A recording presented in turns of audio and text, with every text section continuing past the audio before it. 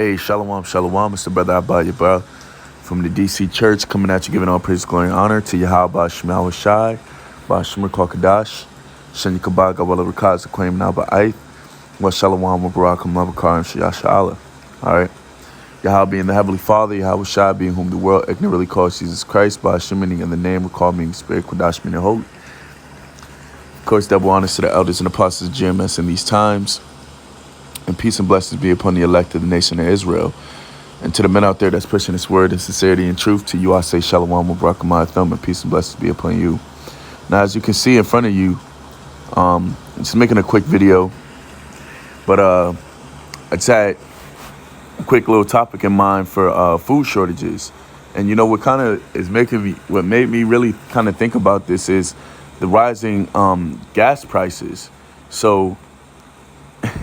And you know, I like how this article kind of outlined that fact too, that you know, there's basically there's a lot of food out there, but they're having supply chain discrepancies because of the rising gas prices. Now, when you have a rising gas prices, or when the gas prices rise, that literally raises the price for everything else because of one thing when it comes to food, which is very, very important: transportation.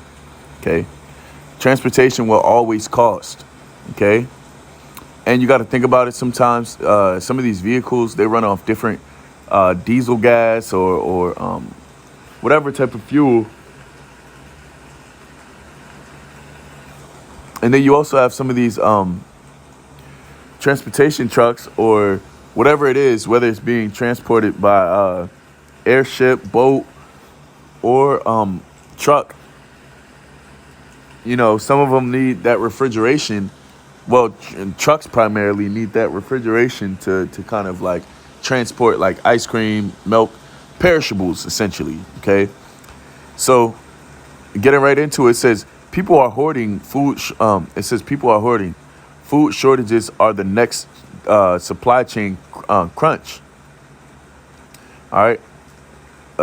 So, and oh yeah, that's also another thing too. And a lot of public schools on the east side, never eat.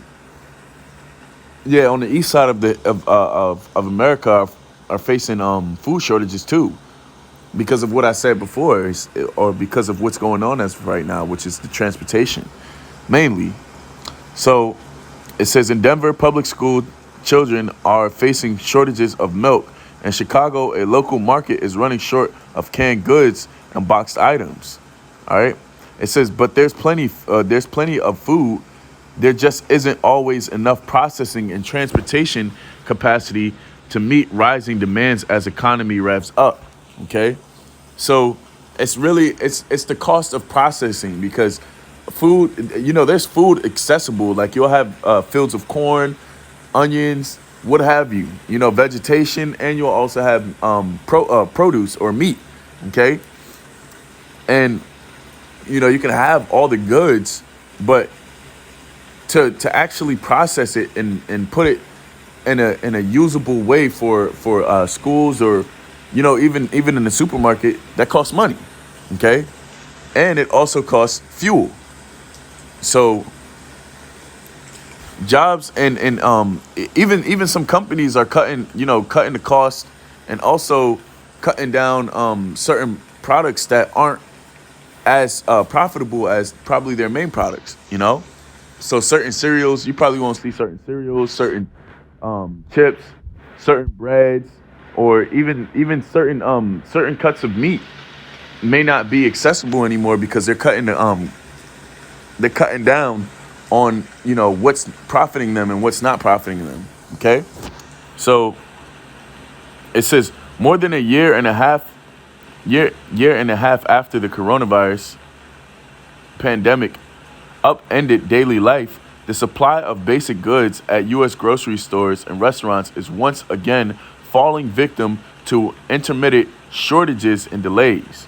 Right? Because before, when you had the beginning of the panty,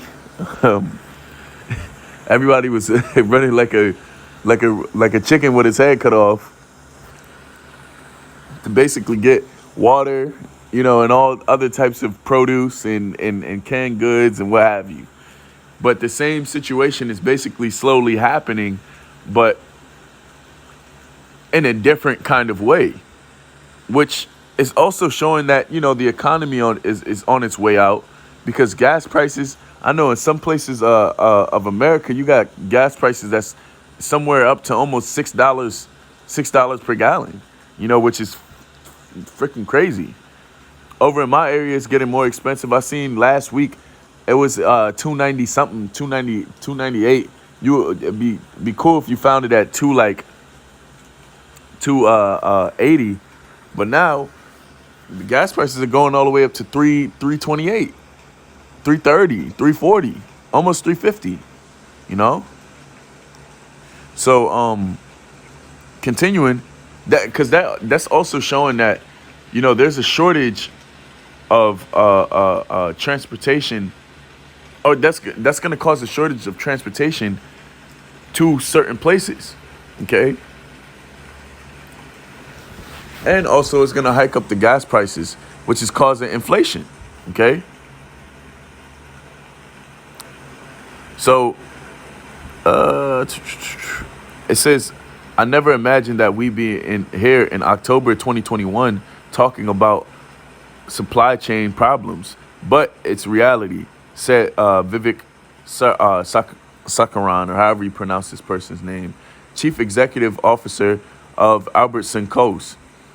It says, we echo the laments of other retailers. It says any given day you're going to have something missing in our stores, and it's across the categories, right?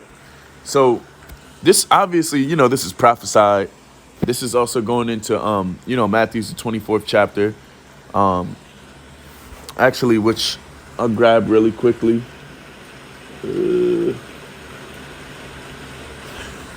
24:7.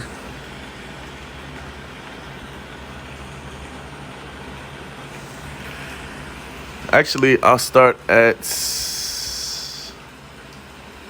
4. There's Matthew chapter 24, verse 4. It says, Yahushua answered and said unto them, take heed that no man deceive you, for many shall come in my name, saying, I am Hamashiach, and shall deceive many. And you shall hear of wars and rumors of wars. See that ye be not troubled. For all these things must come to pass, but the end is not yet. For nation shall rise against nation, kingdom against kingdom, and there shall be famines, pestilence, earthquakes in diverse places. All right. Which let's get that word famine. Okay. Which we know what it is, but it's always good to, get the edification out. Strong's G 3042. Lemas.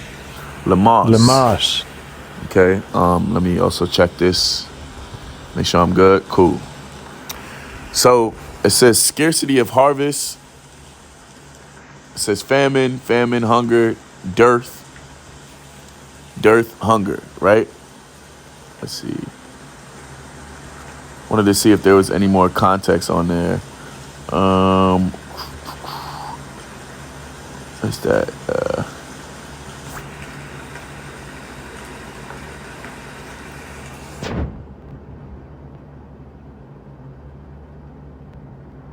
Alrighty. So basically, we understand what the concept of famine is. It just means literally a shortage of harvest or vegetation or produce, or however you want to put it, And the Heavenly Father's Son, Yahushua HaMashiach, did prophesy that these things would come in the end time. All right. So it says whack-a-mole. In Denver, broken parts at the milk supplier plant affected shipments of half-pint cartons, on top of disruptions at one time or another in cereal, tortillas, and juice. We've been struggling with supply chain issues with different items since school started, said Teresa Hefner, the executive director of food services at Denver Public Schools. It just continues to pop up.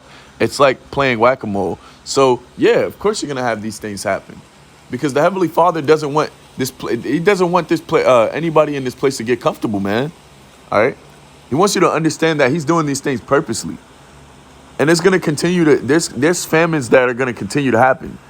This trend it's gonna be persistent. Okay, because the Lord is gonna keep making it hard for you, and He's gonna sooner than later it's gonna be an actual famine. Okay, you're not gonna have any harvest. You're not gonna have any transportation, and you're not gonna have any processing. All right.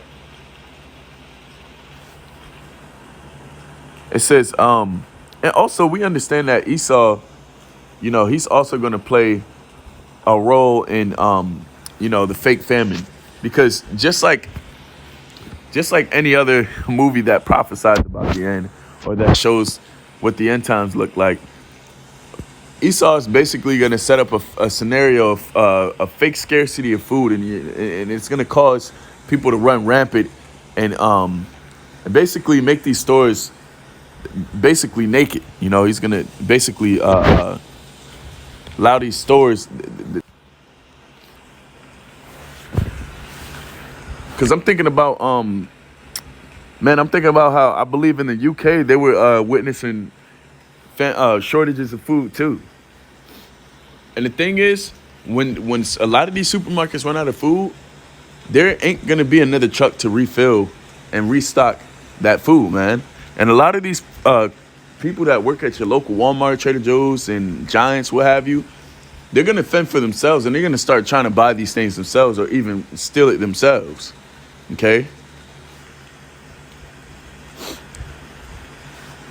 And these are the times that we're waiting for, because the sooner times like that come, and the sooner times like that profess themselves, the more it shows you that the Heavenly Father's Son is making His return. Okay. We're that much closer to the end,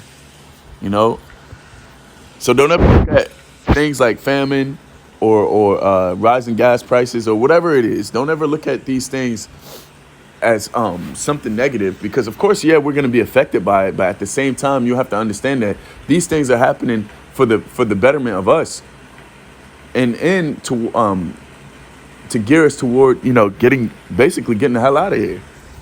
Okay, so. It says early in the pandemic, panic buying was the cause of many of the out of stock situations that grocers experience. Right. So now you're experiencing that without even having people panic buy. But what happens when you're already witnessing shortages and then you have people panic buying? Okay. And if people were more hip to the situation, they would be panic buying right now. Okay. So it says General Manager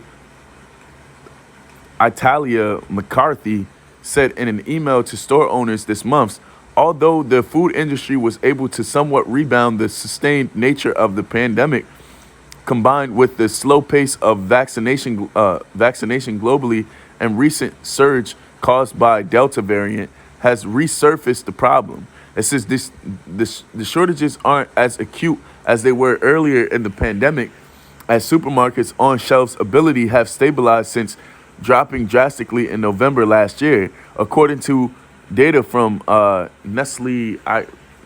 Nielsen, however you pronounce that. It says still one key metric is trending down a bit. The total of on-shelf availability rate was 94.6% in September and decreased from 95.2 in August. That means that 94.6% of expected revenue was generated last month. And then you also gotta count the cost of stealing, because the thing is, with everything rising in price, you're gonna have people who are not gonna want to pay $7 for some sauce. Okay. So that's also something that may, because although you have the shelf availability, you also have a lot of things that's taking away from that that basically profit. Okay. Price pressure. It says many food suppliers are planning for these hiccups as shortages. Salat. For these hiccups and shortages to last. Saffron Road, a producer of frozen and on-shelf stable meals, is holding extra inventory keeping about 4 months of supply on hand instead of the typical 1 or 2 months. See?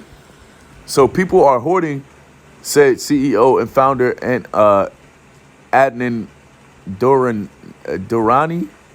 What I think you'll see over the next 6 months, all prices will go higher. See? All prices of food will definitely skyrocket.